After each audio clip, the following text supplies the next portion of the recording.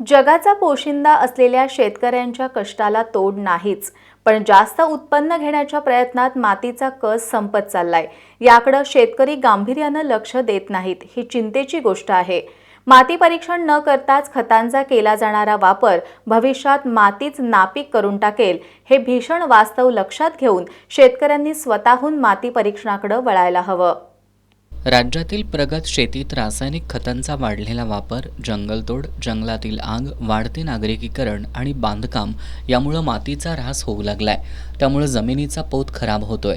प्रदूषणाला आळा आणि कार्बन संचयासाठी, जैवविविधता टिकवण्यासाठी मौल्यवान असलेल्या मातीचे मोल समजणं हे देखील तितकंच महत्त्वाचं आहे। मृदा म्हणजे माती परीक्षणाबाबत थेट शेतकऱ्यांमध्ये फारसं गांभीर्य आणि जागृती नसल्याचं चित्र पाहायला मिळतंय। कोल्हापूर जिल्ह्याचाच विचार केला तर जिल्ह्यातील केवळ 1000 शेतकऱ्यांनी 1 एप्रिल 2024 पासून 30 नोव्हेंबर अखेर स्वतःहून आपल्या शेतातील मातीचं परीक्षण करून घेतलंय। यावरून जिल्ह्यातील शेतकरी माती परीक्षणाबाबत किती उदासीन आहेत हे दिसून येतंय। कोल्हापूर जिल्ह्यातील मातीत नत्र, स्फुरद आणि पालाश यांचं कमी जास्त आणि काही ठिकाणी मध्यम स्वरूपाचं प्रमाण आहे। मातीचा पोत पाहून पीक घेण्याऐवजी नगदी पिकं घेण्याकडे शेतकऱ्यांचा जास्त कल असतो। मातीचा पोत, रचना, पाण्याचा निचरा यावर जमिनीची सुपीकता ठरते। त्यामुळे टिकाऊ अन्न प्रणालीसाठी निरोगी माती महत्त्वपूर्ण आहे। राष्ट्रीय कृषी विकास योजनेअंतर्गत तालुकानिहाय माती तपासणीसाठी लक्षांक दिला जातो।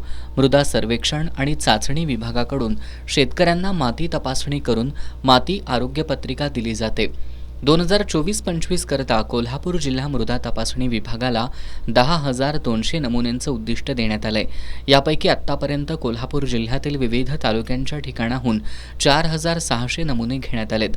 तर 2023-24 अंतर्गत राष्ट्रीय कृषी विकास योजनेअंतर्गत 8,640 शेतकऱ्यांना आरोग्य पत्रिकेचं वितरण करण्यात आलंय। यामुळे मातीतील घटक समजून शेतीत घ्यायची पिकं, पिकाला आवश्यक पाणी पुरवठा आणि खतं याबाबत नियोजन करताना उत्पादन वाढीला हातभार लागतो।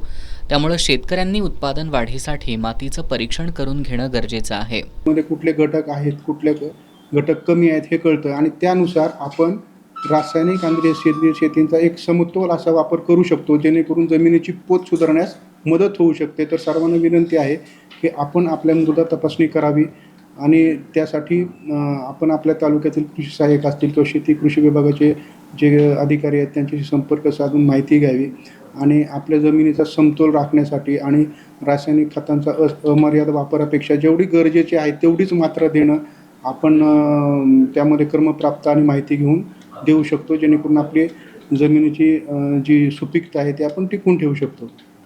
माती परीक्षणामुळे जमिनीची सद्यस्थिती लक्षात येते।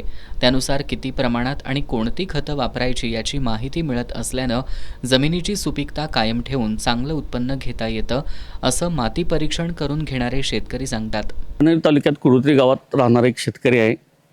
मी शेती करतो, माझ्याकडे ऊसाचं पीक आहे, भाताचं पीक आहे, मी काही आंब्याची झाडंही लावलेली आहेत, एक बाग केलेली आहे आणि त्यात आंतरपीक म्हणून सुद्धा मी कडधान्य वगैरे हे सगळं घेतो। मी माती परीक्षण केल्यामुळं मला त्यामध्ये कितपत रासायनिक, कितपत जैविक, कितपत वापरायचं खत हे सगळं मला समजलं जातं।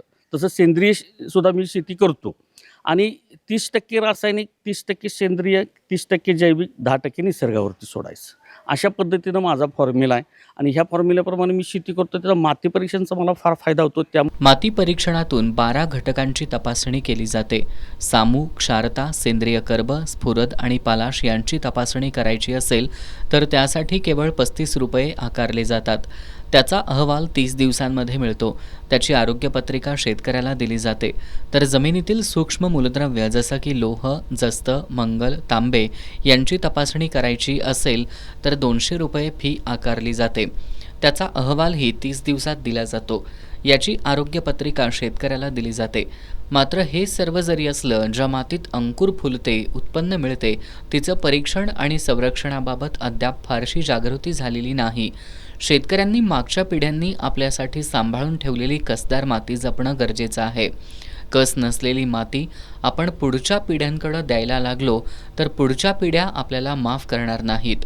एस न्यूजसाठी कॅमेरामॅन अभिजित पाटीलसह इक्बाल रेटरेकर।